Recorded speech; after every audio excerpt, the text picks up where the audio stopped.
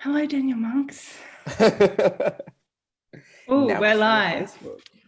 Beautiful. Hello, everybody, and welcome to the In Conversation with myself and Daniel Monks. I just wanted to start by acknowledging the traditional custodians on the land in which Daniel and myself are coming from, the Guttural people of the Eora Nations. I wanted to pay my respect to both elders, both past and present, and extend that respect to any Aboriginal and First Nations people who are joining us today. Always was, always will be. Daniel Monks, how are you? I'm good. Man, the myth, the legend. How are you going? Very well. How are you doing? Very good. How's COVID been treating you? COVID is a trash fire, but I'm safe and healthy, so that is what's important. That is. Yeah. Beautiful. So, Daniel, you have been nominated for an ACTA Award, for a Helpman Award, for a Green Room Award. You've worked with companies like the Sydney Theatre Company, Malthouse Company, and in the West End with companies like Donmar. And you've even worked on my mum and I's favourite TV show, Silent Witness. Talk about like overachiever. How good. Coming from you, you're like the ultimate overachiever. Oh no, this conversation is not about me at all. But my first question, I wanted to ask you, in a lot of these sort of conversations where you would often get asked the question, when did you first realize you wanted to be an actor? But I really want to know for you, when did you first realize you could be an actor and it was actually like a feasible thing for you to do? That's an interesting journey in itself because my mum was an actress. She actually went to NIDA, and but when I was 2, she became a casting director, and so I grew up in the industry type thing, and like really, it seemed like such a feasible thing, and like I realized I could become one, and then I became disabled at age 11, and was told by the industry that I couldn't anymore, and so then it was only when I was like 22 that I decided, you know what, even if there's not currently space or opportunity for people like me, there should be. And this is what I love to do more than anything. So I kind of, as a disabled person and as an adult, I never really, the only thing that really made me realize I could become an actor was by defying what I'd been told by people in the industry, do you know what I mean? And by the industry at large. And so I think that I always like try to encourage not only disabled people, but any minorities or whatever, or anyone who's told that they can't do this, that whatever reason, that this industry is, there is no formula, there is no rules. It's like so subjective. And if you want to do it and if you need to do it, then you can do it type of thing. Not to be too inspo-porny, but yeah. Yeah. So we're just like, yes, I'm going to do it. So that's what I'll do.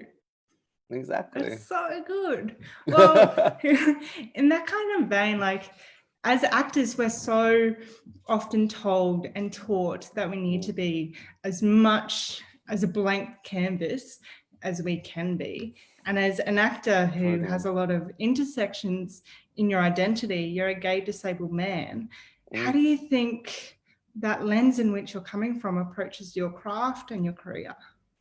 I personally don't agree with the blank canvas thing. I think we should be an expansive canvas, but I don't think that in doing that we should deny any part of ourselves.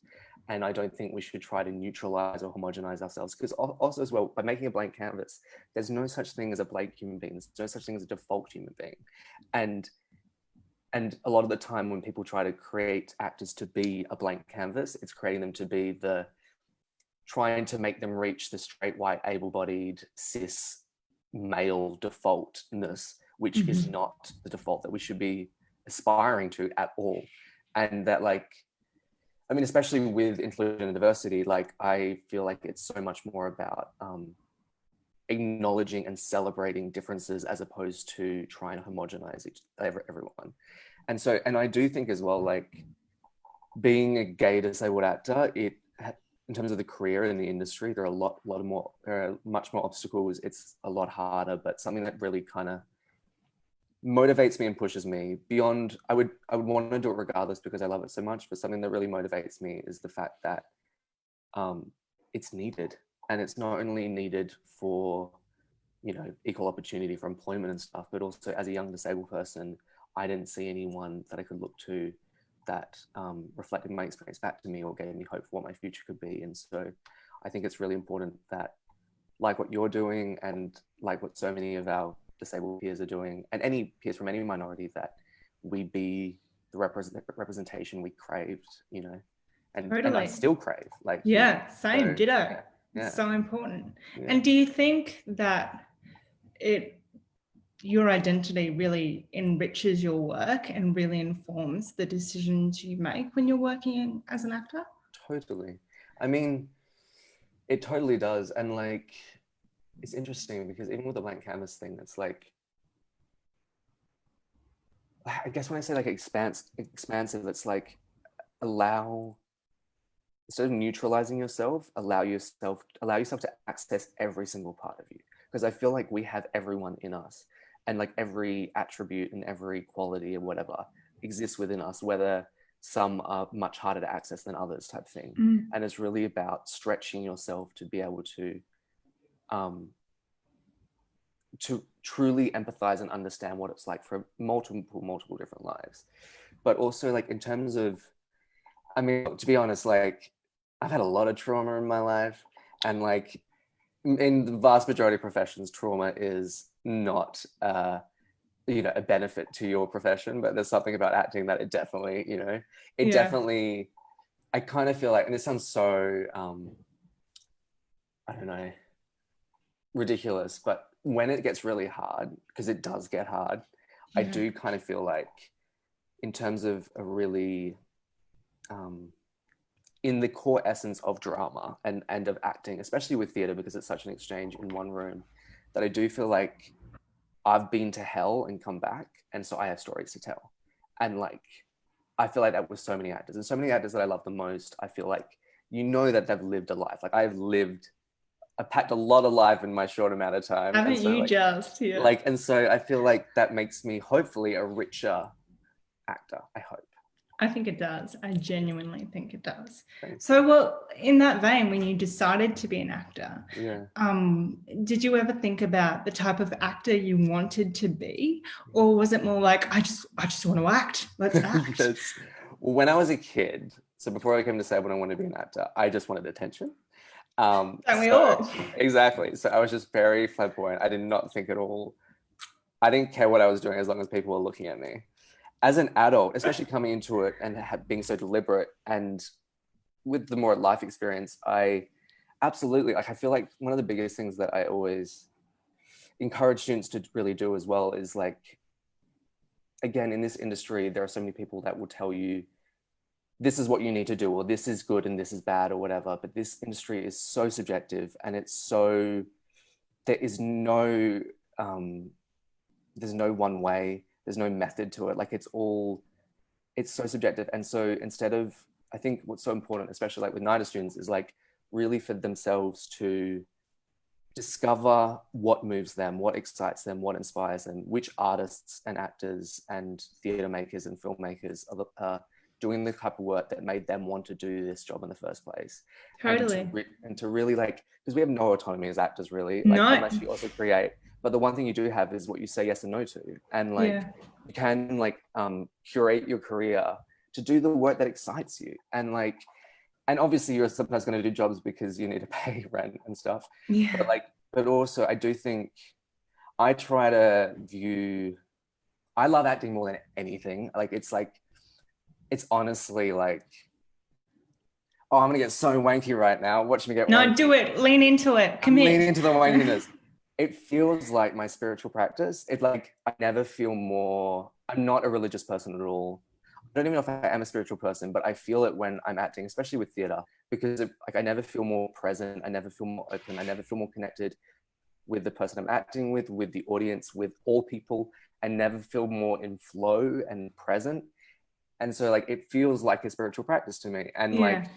and I just like love it so freaking much. And I think with this industry, there's so much noise and there's so much of like people saying what they think is right or wrong, and it's like at the end of the day you need to connect to the work you want to do and answer to that, as opposed to answer to what other people say is good.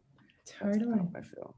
I got so wanky. Do you love it? No, it's not wanky at all, because I think it's such a personal process for everyone, and it's such a personal job. Not that we're all like method, no. But if you don't bring parts of yourself to the work, then and also as well, like part of like I also love it just as much as a viewer as I do as a performer. Like I fell in love with acting by watching great acting. Like I'm obsessed with it, and so like I want to create the kind of work that moves me, you know. Great. Amazing. So tell me, Daniel, when you booked a job, happy days, you've got it, you're excited, you walk into the room, you have your first discussion with the key creatives or the director. How do you navigate that discussion? What do you like to talk about? What do you think is important to bring up? In terms of disability, or in terms of just the creative anything process? I mean, it depends on the job, but I usually like to prepare a lot. It's my favorite part is the performing of it, but preparation is like, that exploration is so joyous and stuff for me and stuff. And like, because I've zoomed you and talked to you, and your wall when you're about to start a job, all the information, all the photos is amazing. You look like you're about to like solve a crime. It's I'm like beautiful minding. I'm like, you are 100%. But I'm preparing for something right now. My wall is covered in photos, but I'm not going to do it. But I do. I kind of see preparation as kind of like building the architecture of the roller coaster. And then, so when I get to set, I can just take my hands off the wheels, be present, and the roller coaster will take me. Like the work will take me, and I don't have to think. I don't have to try. Whereas if I haven't done that preparation, I've learned from experience. If I haven't done that preparation, I get to the play or the set or whatever the type of thing, and I'm kind of having to push the roller coaster while on the roller coaster, and I just want to fly. Like I don't want to have to muscle it while I'm doing it. So if I do the preparation, I'm stops that. But like basically in the lead up to those first conversations, as most directors will know who I've worked with, I'm like depending on the project, but I'm often a big emailer. So like I'll like have like late night creative bursts and just send long emails of all my thoughts, which are kind of like a bit irrelevant maybe, and I really I like to involve the directors in my exploration as much as they're happy to be involved, because I feel like I just want to make sure we're on the same page, so I don't get to rehearsal or set and us me be completely off the mark. Like with different things though, like some, like for the Seagull that I was doing in the West End, like I had one day in between jobs, and so I had no time to prepare. And so one second, I have no time to prepare. And so what was really great about that was really that kind of exploration. And what's so great about theatre is you can do it in person in rehearsal, which is always the goal as well. But with film and TV, you don't really have that opportunity. You just have to go in guns blazing. You just have to go in and like trust and play and because as you say, that sense of it requires so much work, but then at the end of the day, at the most integral moment, you've just got to let it go and be present. 100%. And it's that thing as well as like I often tell myself, and this is stuff I've learned from directors I've worked with in the past. Actually, Jamie Lloyd said this, who I adore. It was like instinct over ideas. Like don't, like if I come up with an idea of how to do something or how things meant to be, and then I try to execute it, it will never be as good as if I'm just in the moment and an instinct happens and I just follow that. So I'm always trying to, but that's a really good lesson, not only for me in the actual being present in the work, but also in the preparation. Like I like to take it moment by moment in the preparation of what I want to do next to explore, but just by following my curiosity, as opposed to like mapping out, like I'm going to do this and then tick that box and tick that box. That feels too intellectual for me. And like acting is such a non-linear, non-intellectual exercise. And obviously you can explore things with your mind, but for me, I feel like my best work comes from my instinct, from my heart, from my guts, and so I try to lead with that as much as possible throughout the whole process. Yeah. And that's what makes you an extraordinary actor. Stop it, Bridie Just McKim. extraordinary, You're making Daniel. me blush. Oh, I'm trying to. Succeeding. Excellent. So Danny, tell me, what's been the biggest obstacles in your career as an actor, and what were the strategies you used to get through them? Ableism. Hello. Yeah. Hello. So yeah, I mean, definitely. How do I say this? My journey has been much more challenging than my able-bodied peers because of ableism in the industry. Not because of my disability. My disability has no impact on whether I can act well or not.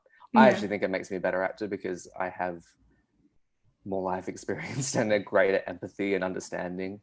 But how does ableism manifest in the industry for you? But it's often never malicious. It's often just the soft prejudice of lowered expectations, as they like to say, and also just like, and also especially with casting and stuff, like, you know, I can kind of understand in the sense that like we haven't seen disabled people playing a lot of roles, if any roles. We haven't seen disabled people at all, and then because of that, the mainstream society has a limited view of what a disabled person can and can't be.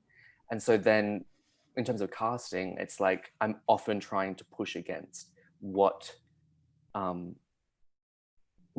is expected of a disabled person. Do you know what I mean? Like what type of character is expected. Yeah. So, and how do you do that? Do you do that within the conversations you have, or the quality of your work, or all of the above? Like all of the above, but also like the choices I make of like what jobs I take. I try to and like it changes and stuff. I mean, like I so like for me, what I struggle with is like having a physical disability. I feel like often the stereotype expectation is to be meek and sweet and disabled and vulnerable and bullied and harassed and died. I've died so many times and everything. Like I'm always dying.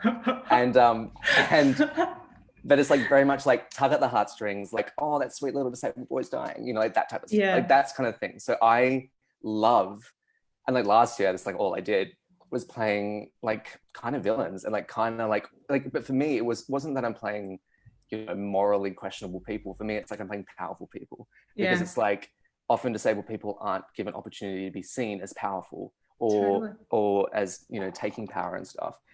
But I think, so I kind of went the complete opposite. And now I'm kind of like Ava DuVernay, who is an amazing American filmmaker. She speaks about how good representation is complex representation. And so it's like, I also don't want to be a you know, two-dimensional stereotype of that. And so in terms of, it's not only the choices I make of the type of characters, but also in playing them, I try to make the characters as detailed, as specific, as alive, as complex as possible, so they feel like human beings that just aren't one note, and in doing so hopefully help impart humanity. Right. And so yeah, so that's kind of the goal. It doesn't always succeed, but that's you know, definitely the aim. And that's also why preparation is, I mean, like, you know, so well, like as a person with minority, like you have to work twice as hard to get half the opportunities.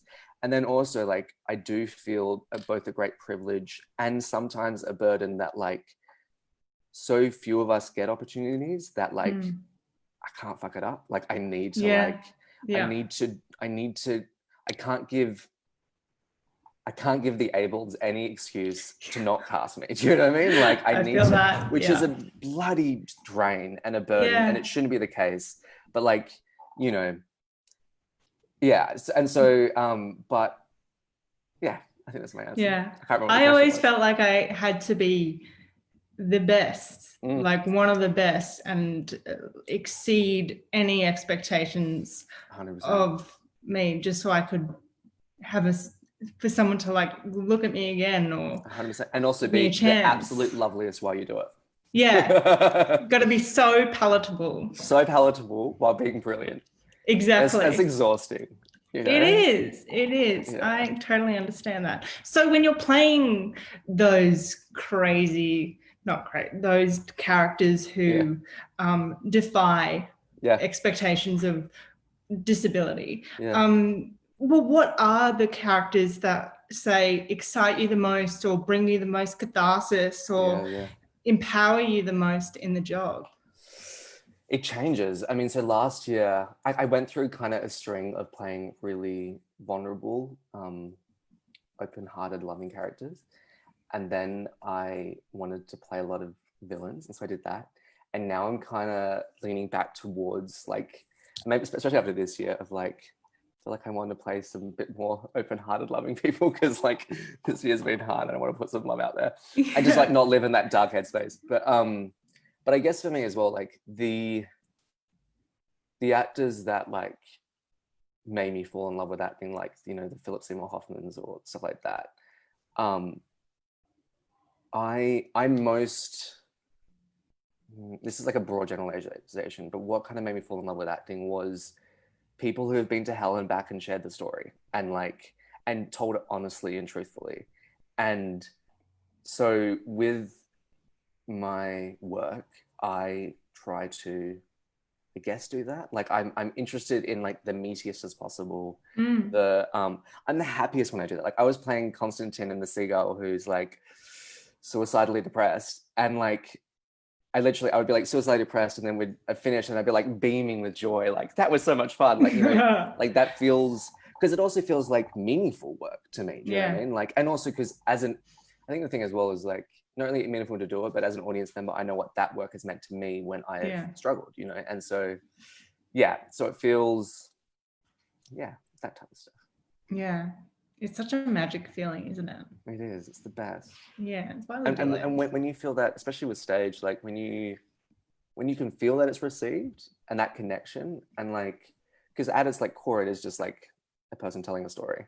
Yeah. But when like everyone is in the room, even if not everyone, but like most people are all feeling that same thing. Yeah. Like it feels like church, like it feels sacred. Yeah. Yeah. And that's something I've always considered, because a lot of people say that so many actors are narcissistic because inherently we're under the spotlight and look at me, look at me, look at me go. Totally. But for me, it's more that connection that sort of setup creates. And I truly believe that the best acting, I mean, because we can all be, you know, led by our ego and narcissistic and stuff, but I feel like I do my best work when I'm being my most generous, and I feel like the best actors are the most generous ones. And like even like in Australia, like the kindest, most generous actors, like the Damien Harrimans and Kate Mulvaney's are the best actors. Do you know what I mean? Like undeniably, undeniably. And so it's this thing of like, you know, you can still have talent and be selfish, but I don't think that I don't think that's going to get you that far. And I think it has to be a generous act otherwise. And I think that's also why as well, like something that I really, when I decided to pursue acting properly, even though I knew like the odds were stacked against me, was I had to kind of connect to my purpose for doing it. And even if that's like not even necessarily something that is articulable with words, but just like in like what I felt like, if I could connect to it and the feeling of that purpose, then it's kind of like all the noise, all the distraction, all the shoulds and should nots type thing kind of become irrelevant, because beyond the industry, and like this year has shown us how flimsy the industry really is, like it actually doesn't exist. It's just a construct, you know, like, and the only thing that really matters is the work and what kind of work you want to make. And by having that purpose, it can help you navigate how hard this industry is, you know what I mean? Because you know what's really important. Hard. Yeah. It's really hard. Yeah. It's totally. It's not great. So say if you were having to start again in this very fickle industry. Yes. And knowing all that you know now, all the wisdom you have, which is a lot. Stop. What would you say to yourself? What would be your steps to getting work and becoming an actor? I guess for me, like, it's kind of that, like, really, why do you want to do this? And you might not, it might be something that you feel and not be able to articulate yet, but I think knowing what's important in this industry is so important, because like, I mean, I was literally told, you know, when I became disabled, I still wanted to act. And then I was told, it's not a feasible career path. There's not the opportunities and stuff, which there wasn't. But Mm. also, it was only when I became an adult, I was like, oh, but there should be. And just because it is doesn't mean it should be that way. And I guess as well, to any NIDA students seeing this, it's like, you're the next generation. And this industry has been shut down, dismantled, and now we have an opportunity to rebuild.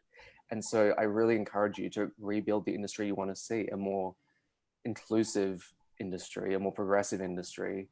And I mean, there's such power there. And I guess as well, like, recognize you can so be made to feel like a cog in a machine as an actor. Yeah. Because you can't, if you're just an actor, you can't create your own work. But to kind of recognize your own autonomy as well, and your own creative contributions. And I think as well, like, I think something that helped me go into acting was I studied filmmaking. I went to afters. I was a filmmaker. I was working as a filmmaker.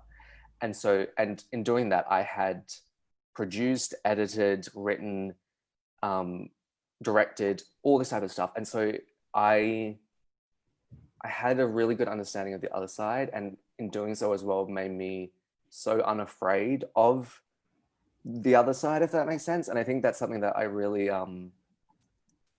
I sometimes notice young actors being terrified of directors or terrified of casting directors or whatever. I'm just like, they are just creative people like you, you know, like, it's really, and like, and give them their humanity, like by putting them on a pedestal or revering them or fearing them, it's like denying them of the creative collaboration you can have with them. So yeah. Totally. And it has to be a collaboration. 100%. Otherwise, no one can do their best work. It's super 100%. important. It's such a team effort. Team effort. Team effort. So when you are working and whilst you've been working, what's the best piece of advice you've been given yourself? Oh gosh. I feel like I've just been like doling out the advice left, right, and center. That's what we're here for, Daniel. Keep it coming. No, I mean, there are things that I really tell myself, like, over and over again, like in the process of preparation and the acting of it. Like, instinct over ideas is one that's been very much on my mind. And like, even like things like, God, I love quotes. I love like watching actors interviews. Like, I'm just such a sucker for it. But like the smallest details make the masterpiece. And so like, like I do so much preparation to the point of like absurdity, and then like I'm sure I forget most of it, but it kind of opens up stuff and lives in me that I feel like it makes the work better. Do you know what I mean? Yeah. And also it creates more ease in the actual performing of it, which I think in doing so makes the work better anyway. And so in your preparation, what do you do? Do you build the world of your character within your mind, or do you work on backstory or the content you're given? Like, what is that process? Both and everything. I kind of so I very much follow. There are things I do for every character, regardless. I always have a playlist, and I always do a photo. Music playlist. Music playlist. Cool. I always like have music, and the reason why, and I always have a photo wall with images. Yeah. And I think the reason why I really need those and like those is because they're both very non-logical, intellectual things. Like, I can have music in my playlist that seems completely unrelated, but for me, there's some connection that I just feel in my gut, even if it's not non-linear, is like connects me to it. And same with the images. Like, it's really just for me. People will look at it and be like, oh, I didn't get that. But I'm like, but no, when I look at it, it connects me to those parts of myself and makes me understand. But then the other big thing as well, that I do a lot of, which again, I learned so much. I've done like heaps of work with amazing teachers, but I've also learned a lot from listening to interviews with actors whose work I love. And I remember like Natalie Portman talking about when she worked with Philip Seymour Hoffman on The Seagull when they were playing Nina and Constantine. And she was saying that she knows he had a notebook that he was constantly writing questions in, like endless questions. And that's something that I do on everything. So like currently I'm preparing for something. I have like 76 pages of questions so far. And like, I'm not going to answer them all. I'm going to try to, but if anything, asking the questions is more important than answering them, because it's sparking my imagination. Yeah. Basically, I guess, like what you're asking, my preparation is creating this character's world and his life in such vivid detail that I can deeply feel that it feels like my own. And Incredible. and it's not like a method thing of like I don't lose myself or like let myself let my own like forget about my own life, but it's like creating this world that I can kind of step into, and like that's the most addictive fun thing. And there's something I also feel again when I say like the best acting I feel like is generous act is like I think there's something quite beautiful about giving your undivided attention to another life, whether that's an imagined life or a real life, and like trying to understand and empathize with, not just intellectually, but deeply and empathetically, this other human's life and lived experience and their pain and their love and their joy and their hate. I think there's something really beautiful and generous about that. And like, Totally. and it kind of at first often feels like falling in love because you're like getting to know this other person and who might just be in your mind, but it's really addictive. And often like it depends on the character. Some characters when I finish I'm like, oh my god, get away from me, and it feels like I've just left like an abusive relationship. But other characters it feels like going through a breakup. Like it's heartbreaking. Like I mean, like when I work on Joseph Merrick, I've had Joseph on my wall ever since. Like he's like will always be with me. I love him so much, you know? And so, yeah, I don't know. It feels like, to me, God, I'm being so wanky. I'm just really being really honest. But it feels like it feels like a life of exploring other human lives feels like a life lived to me. It is. I totally agree. I just want to quickly say to our NIDA students who are joining us, we've got a Q&A going. So if anyone's got a question, I don't want to be the only one asking questions. Your questions are so good though. Thank you. No, you make me blush. Like when we talk a lot, like we're quite good friends, I think, and we have a lot of very good chats. Yes. That go on for hours. Whenever we catch up, it always goes for like 4 hours. It's great. I love it. And we often say like, we're so lucky that we're actually living our dreams. Like we met, 5 years ago? And if we could look back now and say, well, this is what we're both doing. My God, how lucky are we? Beyond. Yeah. So we're living the dream, but like you're living your dream. What's the next dream? I mean, look, I'm both always grateful and hungry. Like I'm always want the next dream. Like Good response. I mean, like, you know, you obviously have like the long-term dreams that are just like, you know, pipe dreams of, I mean, I guess my biggest dreams are to work with artists I really love. And like there's obviously like, you can think of like industry success dreams of like, that would be really nice. And like, you know, the awards that they try to make you aspire to. But at the end of the day, it's like, I want to have creative, collaborative experiences with artists that I love. But definitely for me at the moment, like I came from filmmaking. I fell in love with acting through cinematic acting and cinema, and I love cinema. I went to film school afterwards, which I loved. And like, but as an actor, I think because theatre is at the moment more progressive than film and TV, I've had much more experience on stage than screen. And my experiences, I've had amazing experiences on screen, but they've often been in things that I've produced or written or kind of been the filmmaker of as well. And so my next dream, I guess, is to have the same type of meaty, fulfilling acting experiences on screen as I have had on stage. Amazing. And I have no doubt that it will happen. I hope so.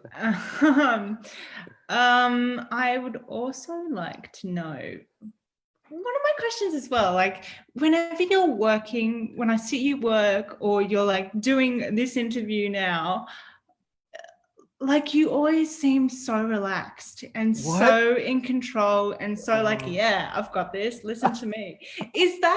Do you feel like that, or do you just like have a good game face and you're just the utmost professional that you are?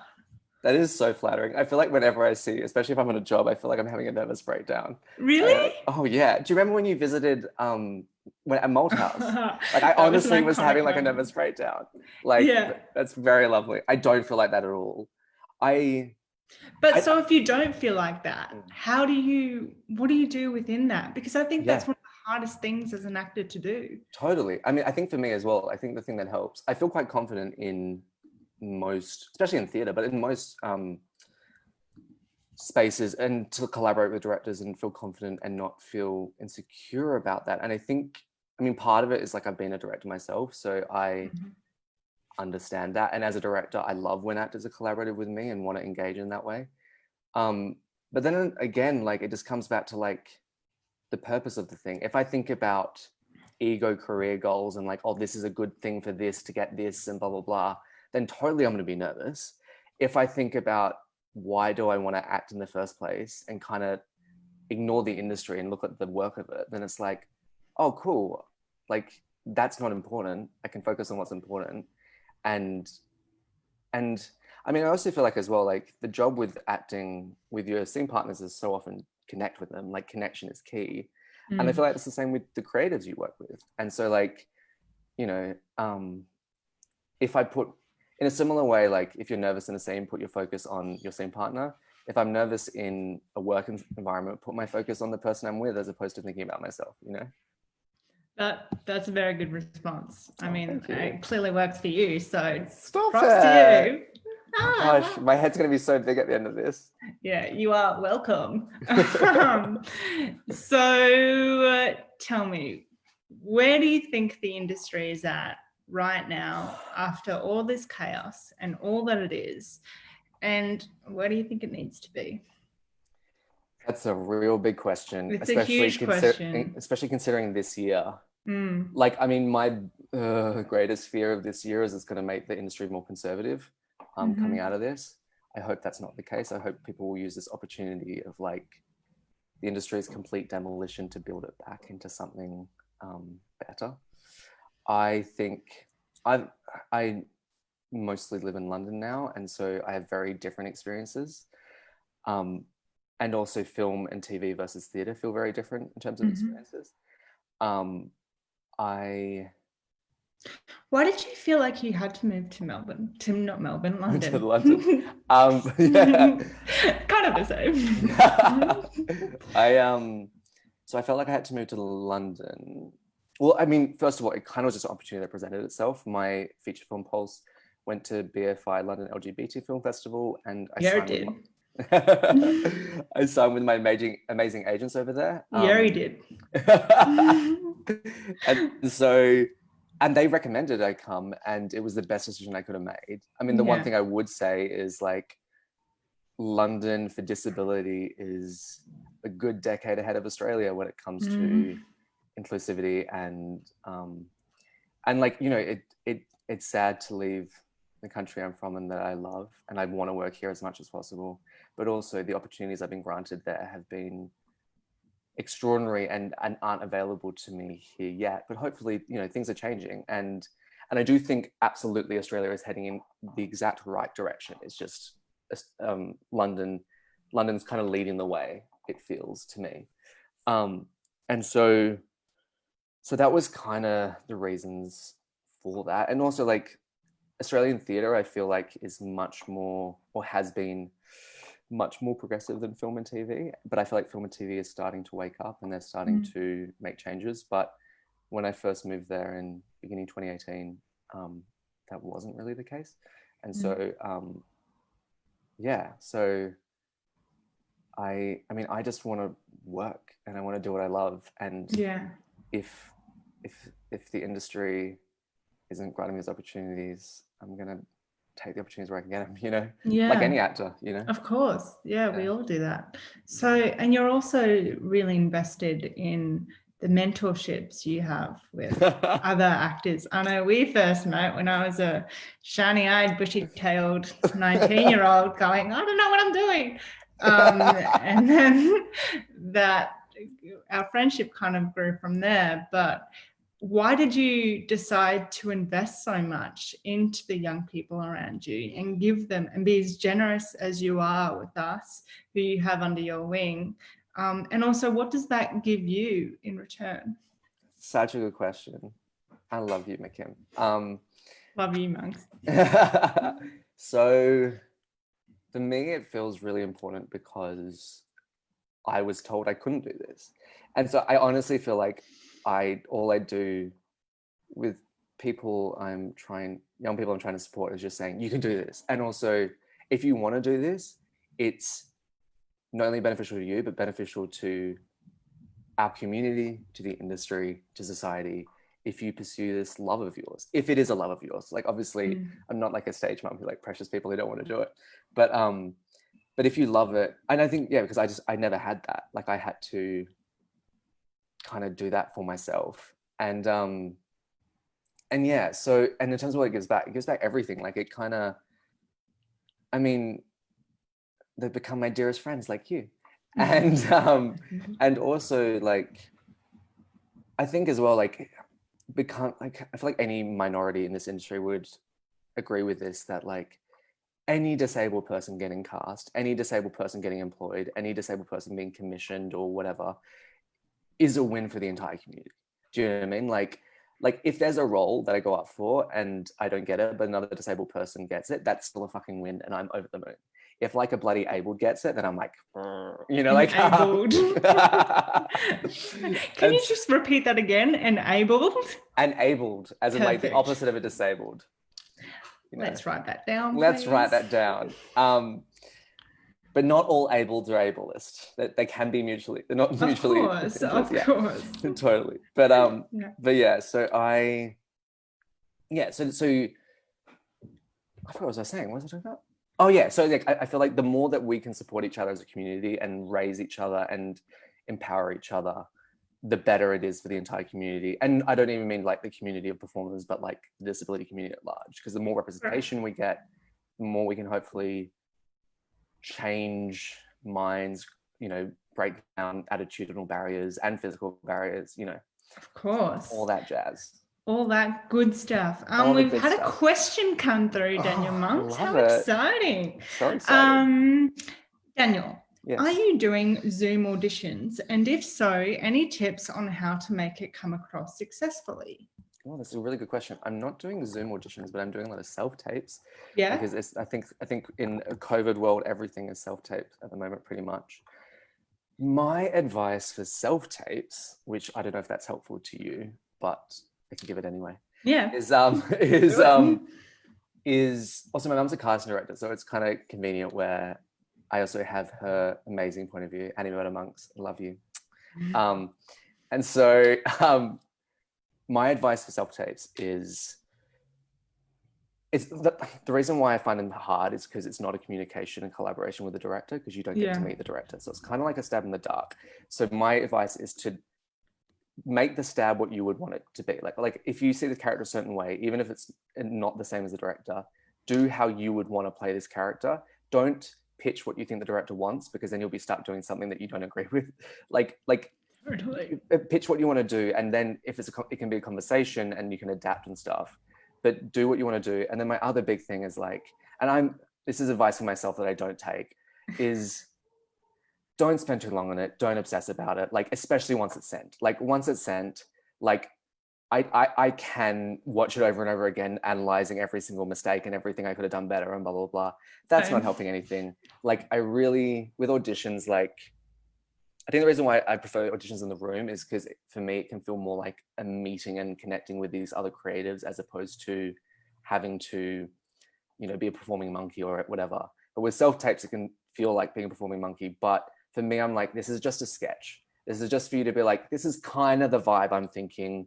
Like, it's not, there was someone who said it was Elizabeth Moss or something, but it was like, you don't have to get the bullseye, you just need to get the dart on the board. You just need to show like, this is like the general thing. And if you try to make your self-tape perfect, you will drive yourself insane, and you'll probably make a really boring self-tape, you know, like, and so I guess that's my self-taping advice. Yeah. So when you do get an audition or a script or something that you need to work on, do you ever have that like guttural response where you're like, this excites me, or this terrifies me, or I can nail this, or I don't think I can do this? Does 100%. That ever happen for you? And constantly. How does it work? I mean, some things I'm like, this excites me and this is made for me, like this is me. Or how do you know that? It's just a gut thing. It's just instinct. Again, instinct. And I mean, and not even that it's me, but it's like, I know that I'm right for this. And like, and then other times, like you go up for stuff and you're like, I will never get this. And like, I wouldn't cast me in this role, but who cares? Like, it's a fun creative assignment, you know, like it's a creative opportunity. They're obviously, I feel like, less fun, but also sometimes like, cause you're less attached to it, you might do better work and stuff. Yeah. But but I mean, definitely the ones that you really love are the ones that are the best. I mean, like, But how do you deal with it when you're like, I'm perfect for this? I can see this happening in my life. It's going to happen. I'm manifesting all the way. I'm doing all the work, but it doesn't happen. How do you deal with that?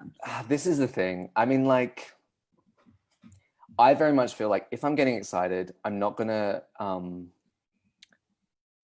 what's the word?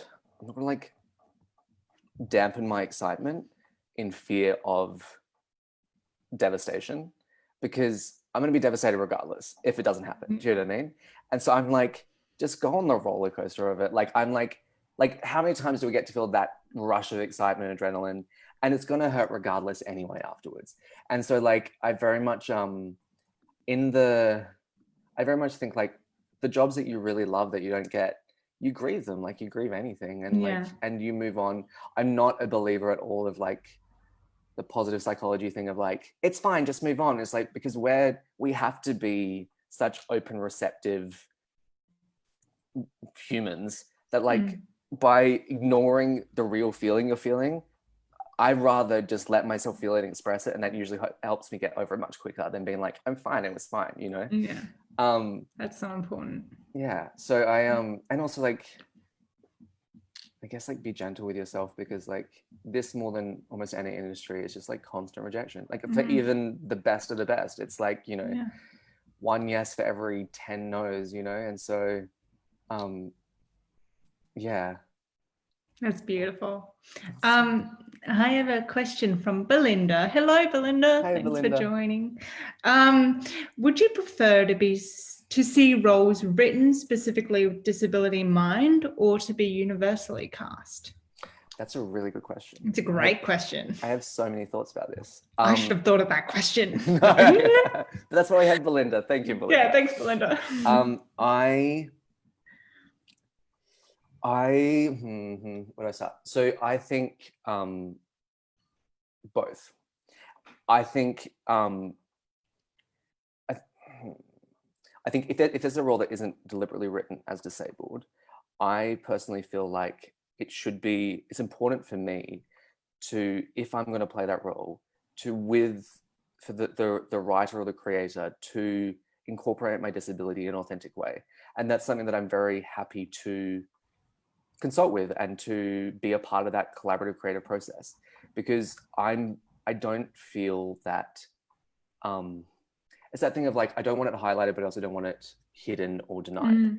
And like, I think the more that we can integrate our differences, the better it's going to be. Integration is key. And so like, I mean, the whole term, like, you know, colorblind casting or that type of stuff, I don't agree with, because I think we should have inclusive casting that includes all kinds of people, but that we should also have their differences be in the room too, as opposed to trying to homogenize us all. But then also as well, I also think that Riz Ahmed, the amazing British Pakistani actor, spoke about this in an interview that really resonated for me as a disabled actor, of how like there's 3 stages for I'm going to butcher what he said, but roughly like there's 3 stages for any minority actor. And that's, the first stage is playing the stereotype, and you're just kind of playing the reductive version of it, where you're living into the stereotype and you're not challenging it at all.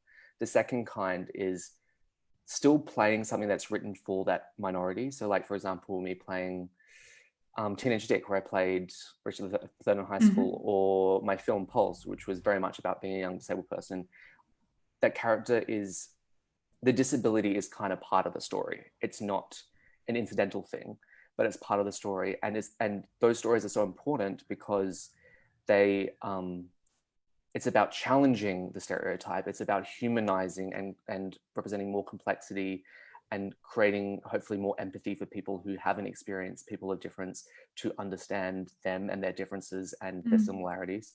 And so that's really important. But kind of like the holy grail for a minority actor is to be playing a character where, in my case, the disability is neither highlighted nor denied. And like, I mean, that for me was the seagull playing Constantine, who I don't know has ever been played by a disabled actor, but like my disability could exist on that stage and be part of it without, and I didn't have to hide it, but also the story wasn't about disability. Because there's also something about minority actors, which I'm sure you can empathize with, Bridie, of like, it got to points like, I'm sick of crying about disability. Like, give me something else to cry about, you know, like there are other traumas in the world, you know, like, and so and there are other stories to tell, and I want to be part of telling all stories. I feel like, you know, and so important. And like for so long, the straight, white, cis, able-bodied men have had the opportunity to be part of telling everyone's stories, including their own. We haven't even had a chance to tell our own stories, let alone be a part of anyone else's stories. So I do think it's so important, one, we tell our own stories, especially at this point in the industry, while we're trying to access it and like create more equality and equity within it. But then ultimately the goal is that we're all part of telling every story, because that's what we do as actors and storytellers. Because our disability, though it's such an important part of us, it's not the most interesting part of us. 100%. Like it really it contributes to who we are, but there are so many other parts of our identity that are as a result of our disability, and we need to be able to explore that in our work as well. 100%. And it's like, I mean, any person who one is disabled, or two has a disabled loved one in their life, know how, without it being ignored, how it kind of just becomes, I mean, this is the big thing, is like, just with lack of representation, you automatically become othered by the norm. And the more representation we have, the more normalized difference becomes, which I think is like so important and is so the goal. And like, and you realize how both relevant and irrelevant it is, you know? And so I think that's just really, just really important to show that too. And like, and also, I mean, part of the reason, beyond like the creatives I got to work with and stuff, but the seagull was so beautiful and meaningful to me, was like, I'm like a gay disabled kid from Perth, Australia, who's playing a romantic lead on the West End opposite Emilia Clarke. And like, Khaleesi, my God. Oh, it was Khaleesi. And that like, that felt like really meaningful. And like, especially because, I mean, the one case that I never saw, one representation of a disability I never saw was as sexual or romantic growing up and stuff like that. And I'm deeply sexual and romantic. So like, you know, like. There he is. No, but it was just really nice to have that representation and to, because I mean, honestly, as a 13, 14-year-old disabled kid, newly disabled kid who wasn't part of the community, he felt very isolated in my experience. I thought, well, I'll never have romantic love. I'll probably never be able to have sex. Like, you know, it was very, like, I very much kind of resigned myself to that, because I didn't see disabled people having romantic love or sex when so many of us do. Do you know what I mean? And it's like, and like having that, changing that narrative, I think is so important in dismantling ableism. But also I will say, God, I'm talking, but I will say all that stuff is really important to me and is very meaningful to me. But at the end of the day, the most important thing is like, I love acting and I would do this regardless. I mean, I guarantee would have done this if not disabled, because that's all I wanted to do as a kid. And it's like, these are just things that I care about that are kind of like a side thing. But at the end of the day, the most important thing to me is just like enjoying acting, because I love it. We do it because we love it. We do it. And I always say you should only be I mean, not that I'm an authority at all. I always say, you're Bridie McKim. Yeah, haven't you heard? I'm Bridie McKim. Exactly. I say to young actors, like, only act if that's the only thing you can do. If you have a passion for something else, do that, because 100%. This industry is hard, this job is hard, 100%. And at the end of the day, you need to love it. 100%. It is, you need that passion to get you through. Otherwise it can, it's hard. And Daniel Monks, you have it in spades, so you're good. So do you, McKim. Oh, thanks. I think we're running out of time. Love it. I think so. I'm I not spoke sure. the house down. Anyway, Daniel, that's what you're here for. You're doing such a good job. Thank you, Daniel Monks, for sharing all your wisdom and all your chats. Thank you. Beck and Natalie, thank you for Thank you joining so us. much. You've done an amazing job. Thank you, everyone who joined us. And sorry, we couldn't answer all your questions. I'm sure Daniel will. And yeah, thank you, everybody. And Daniel Monks, you're a living legend. Love your work. Love you. Keep doing what you're doing. Thank you. Thank you. Thank you so much, Bridie McKim.